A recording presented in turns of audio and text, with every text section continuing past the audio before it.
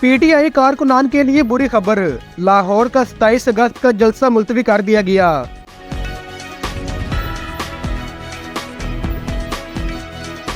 पाकिस्तान तहरीक इंसाफ ने लाहौर का 27 अगस्त का जलसा मुलतवी कर दिया।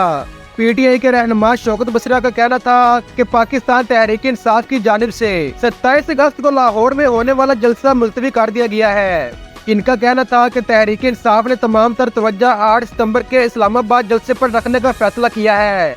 लाहौर जलसे की नई तारीख का ऐलान इस्लामाबाद जलसे के बाद किया जाएगा।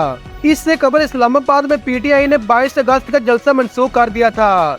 जलसे मनसूखी से मुतल्लक बातचीत करते हुए वजीर दिफा ख्वाजा आसिफ का कहना था कि पीटीआई ने 22 अगस्त का जलसा मनसूख करने की पेशकश की थी, इसीलिए सुबह 7 बजे बानी पीटीआई से मुलाकात की सहूलत कारी की गई।